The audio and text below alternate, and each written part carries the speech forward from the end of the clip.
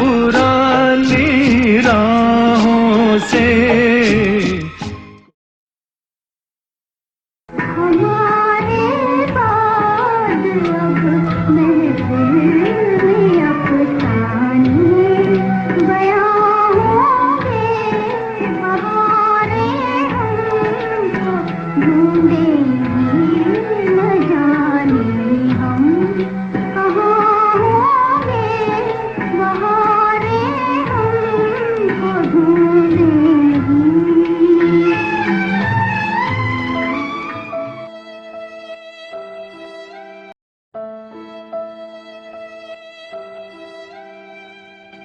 हमारे बाद महफिल में अफसाने बयां होंगे, बहारें हमको ढूंढेंगी, न जाने हम कहां होंगे। जी हाँ दोस्तों, कुछ लोग जाते हैं तो खामोशी के साथ चले जाते हैं, लेकिन कुछ शख्सियत जब इस दुनिया की स्टेज पर अपना आखिरी सलाम करते हैं तो रह जाता है एक गूंज भरा सन्नाटा। तो लीजिए, HYS की इस इतवारी महफिल में आपका स्वागत है। आज हम सब मिलकर दिलीप साहब के बारे में कुछ गुफ्तगू करेंगे, उनके मशहूर डायलॉग्स को याद करेंगे।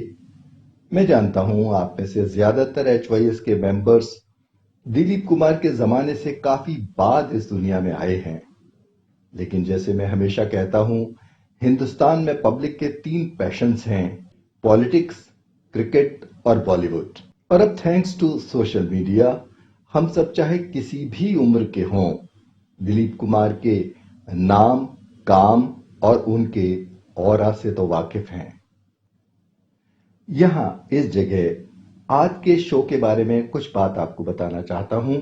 दोस्तों, ऑस्ट्रेलिया के मेलबोर्न शहर में मेरी एक बैंक की कलीग और दोस्त हैं अनीता बरार।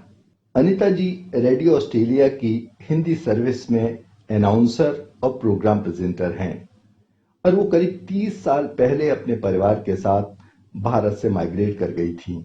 अनीता जी हिंदी फिल्म, सिनेमा और बॉलीवुड की खासी जानकार हैं। भारत से जब भी कोई अभिनेता या फिल्म पर्सनैलिटी ऑस्ट्रेलिया जाता है और अब तो ऑनलाइन ही वहां बैठकर ही उसका इंटरव्यू करती हैं। उन्होंने कई डॉक्यूमेंट्रीज फिल्म जगत और भारत के विभाजन पर बनाई हैं। आज अभी थोड़ी देर में हम दिलीप कुमार की याद में जो उन्होंने ऑस्ट्रेलिया से प्रोग्राम पेश किया था उसे आपको सुनाएंगे। जब से दिलीप साहब इस दुनिया फानी से गए हैं, मीडिया पर भरमार है उनकी जिंदगी के किस्सों के बारे में। मैं यहां उन सब बातों को नहीं दोहराऊंगा कि वो कब पैदा हुए, किन फिल्मों में उन्होंने काम किया, किस हीरोइन से उनका इश्क था इत्यादि। लेकिन हम आज बात करेंगे बहुत ही ब्रीफ में उनकी जिंदगी के एक अलग पहलू के बारे में, उनकी दोस्ती के बारे में। दोस्तों, आपको पता है कि सबसे पहली टॉकी फिल्म 1931 यानी 1931 में आला मारा आई थी। वो सहगल का दौर था। लेकिन 1944 में दिलीप कुमार की पहली फिल्म ज्वार भाटा रिलीज हो गई थी। बाद में 1947 में सहगल की शराब नोशी की वजह से मृत्यु भी हो गई। उसके बाद का दौर था एक ट्रायो यानी एक तिगड़ी का, जिसे दिलीप, राज कपूर और देवानंद का ट्रायो कहते हैं। और सबसे खास बात यह है कि इन तीनों के बीच आजकल की तरह की राइवलरी नहीं थी, बल्कि अच्छी दोस्ती थी और एक दूसरे के लिए इज्जत थी। इस तरह आज उन 3 महान एक्टर्स में से जो आखिरी एक्टर्स बचा था वो भी चला गया। इन तीनों ने ही हिंदी फिल्म उद्योग को आगे बढ़ाने में सबसे बड़ा योगदान दिया है। हालांकि और भी बहुत लोगों का योगदान था और आज भी है, लेकिन यह तो हम सब जानते हैं कि यह सारा उद्योग स्टार बेस्ड होता है और आज भी है। और ये तीनों ही स्टार्स थे और इन सितारों में जो आखिरी सितारा टिमटिमा रहा था वो भी 7 जुलाई को अपनी रोशनी समेटकर चला गया। इन तीनों ने अपना कैरियर 1940 में करीब करीब साथ ही शुरू किया था। दिलीप को ट्रेजेडी किंग कहा जाने लगा, राज कपूर चार्ली चैपलिन को फॉलो करने लगे और देवानंद अपने खास सिर हिलाने के अंदाज से हॉलीवुड के एक्टर ग्रेगरी पेक और कैरी ग्रांट का भारतीय अवतार बन गए। दिलीप कुमार ने एक बार देवानंद के लिए लिखा था कि वे बेहद खूबसूरत इंसान हैं और उनकी स्माइल जैसी स्माइल तो किसी की भी नहीं है। राज कपूर बाद में प्रोड्यूसर और डायरेक्टर बन गए। देवानंद भी नवकेतन की स्थापना के बाद फिल्में प्रोड्यूस करने लगे और बाद में डायरेक्ट भी करने लगे, लेकिन दिलीप आखिर तक एक एक्टर ही बने रहे। यह उनका आत्मविश्वास था। केवल एक फिल्म उन्होंने प्रोड्यूस की थी और वह थी गंगा जमुना।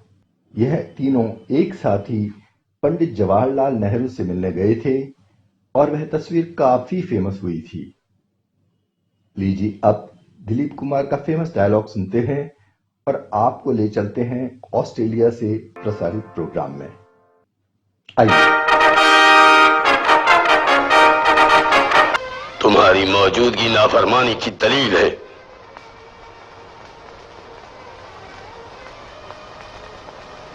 अनारकली कैद कर ली गई और मैं देखता रहा। और तुम कर भी क्या सकते थे?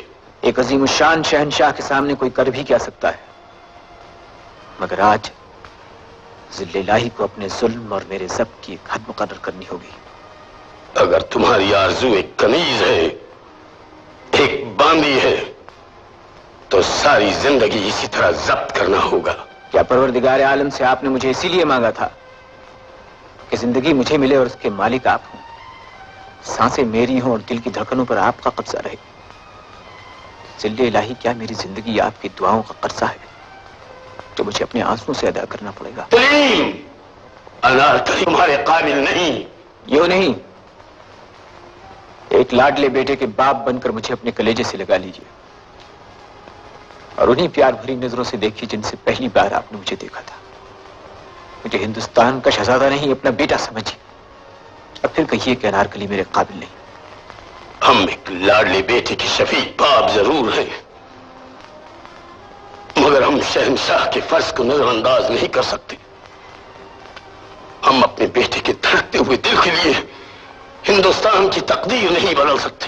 तकदीरें बदल जाती हैं, जमाना बदल जाता है, मुल्कों की तारीख बदल जाती है, शहंशाह बदल जाते हैं, मगर इस बदलती हुई दुनिया में मोहब्बत जिस इंसान का दामन थाम लेती है वो इंसान नहीं बदलता।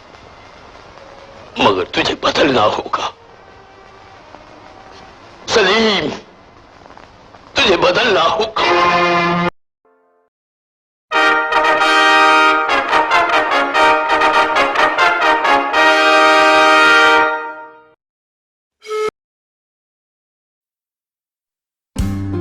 आप सुन रहे हैं SBS हिंदी।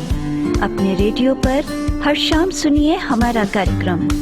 आप हमारा कार्यक्रम हमारी वेबसाइट पर और SBS रेडियो मोबाइल ऐप द्वारा सुन सकते हैं। sbs.com.au/hindi पर जाएं।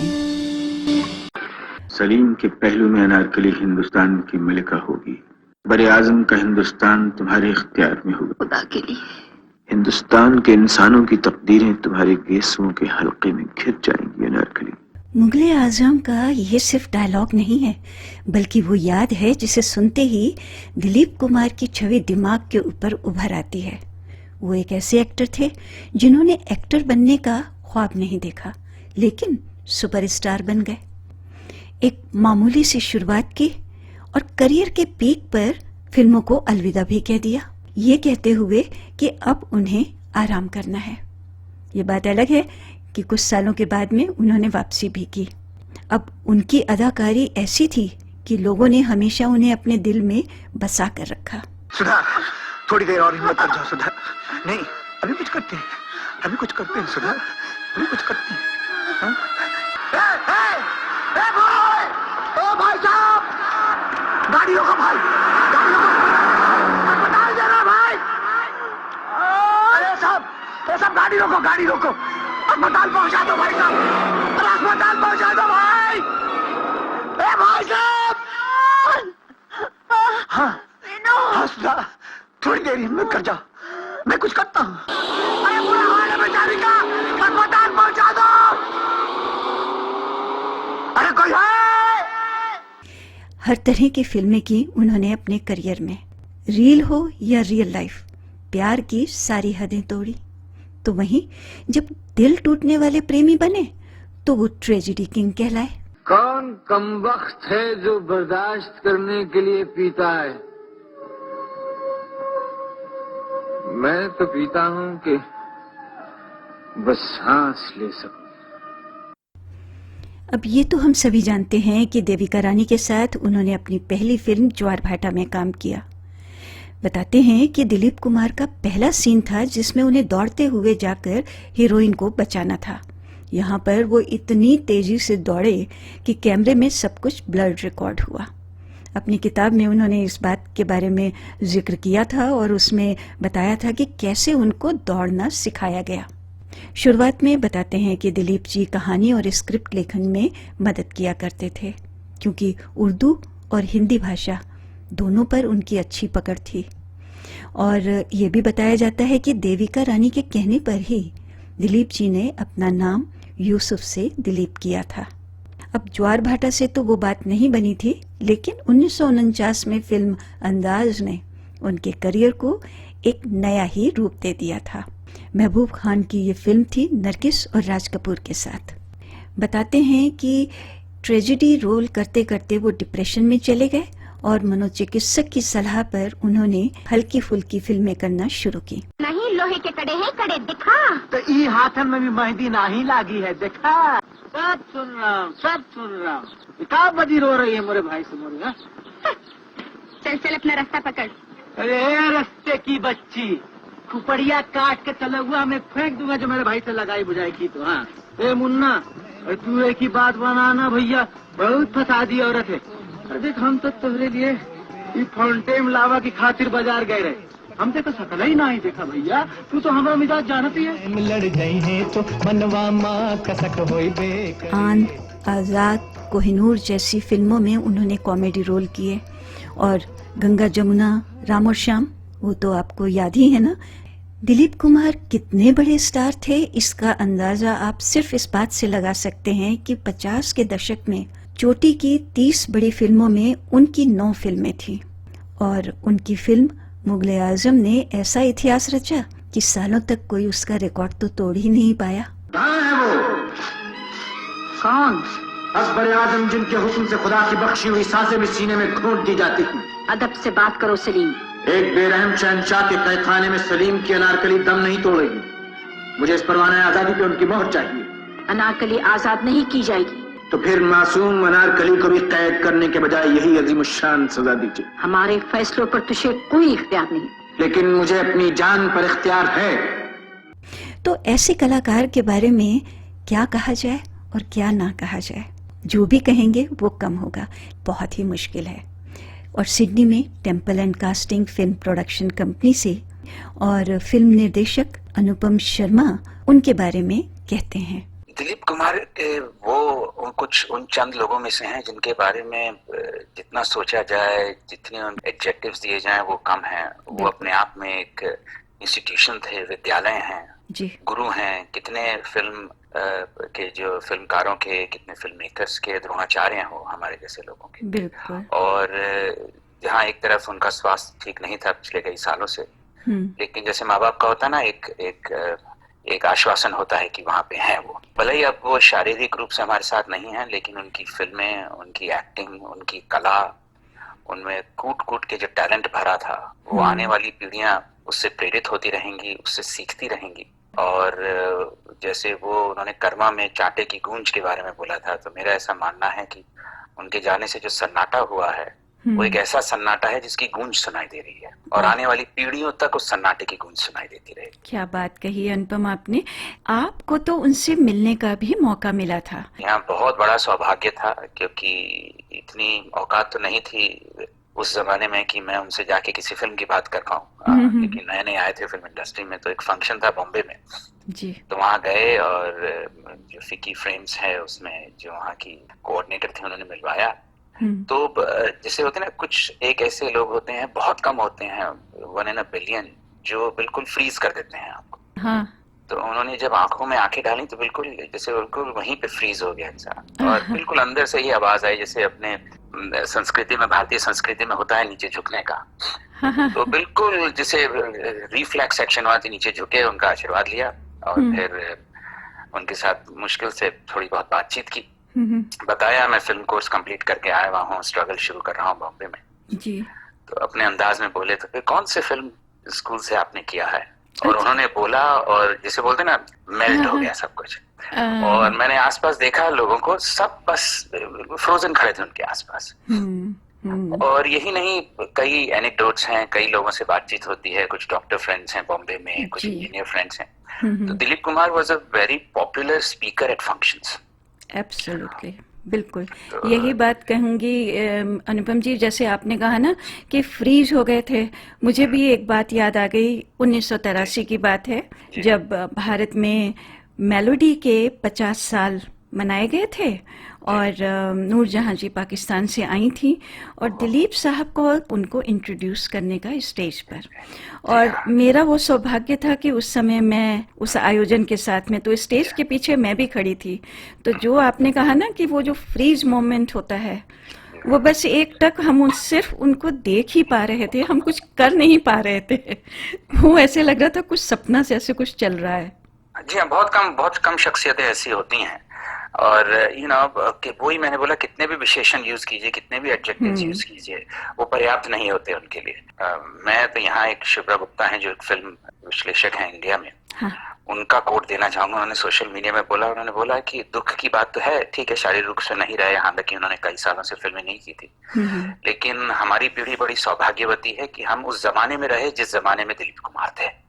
क्या बात है। कई किताबें लिखी गई हैं एक्टिंग पे और स्टारडम पे, कि कुछ एक्टर होते हैं वो स्टार नहीं होते, कुछ स्टार होते हैं वो एक्टर नहीं होते, उनका स्टाइल होता है। तो दिलीप कुमार में वो अद्भुत मिश्रण था, सही पर्याप्त मात्रा में, जैसे बोलते हैं ना, स्टाइल पर्याप्त मात्रा में, स्टारडम पर्याप्त मात्रा में, एक्टिंग स्किल्स, परफॉर्मेंस, उस सबका मिश्रण इतना सटीक था कि अब तो एक दिलीप कुमार का युग चला गया। फिल्म मेकर ने इंडिया में कहा एक दिलीप कुमार से पहले का युग था, अब एक दिलीप कुमार के बाद का युग होगा। यूं ही तो कोई स्तंभ नहीं बन जाता ना किसी उद्योग का, और वो तो एक स्तंभ थे ही। जी हाँ, बिल्कुल। अब जैसा कि मेरे एक दोस्त ने कहा कि इस हफ्ते हम गम नहीं मनाएंगे, बल्कि हम सेलिब्रेट करेंगे उनकी जिंदगी, उनका टैलेंट। बिल्कुल। और आप सभी, आपके श्रोताओं से भी निवेदन है कि अगर वो दिलीप कुमार के फैन हैं, जो कि जरूरत होंगे, तो दिलीप कुमार की 1 या 2 फिल्में इस वीकेंड देख के उनकी कला को सेलिब्रेट करें। मैं तो शक्ति देखूंगा और मुगले आजम देखूंगा, 2 different spectrum of his acting, it is amazing. मतलब उनकी एक्टिंग के लिए हम क्या कह सकते हैं, शब्द तो नहीं है, बस सलाम ही कर सकते हैं उनको। महफिल में अफसाने बयां होंगे, हमारे बाद इस महफिल में अफसाने बयां होंगे। बहारें हमको ढूंढेंगी, बहारें हमको ढूंढेंगी, न जाने हम कहाँ होंगे। अंदाज से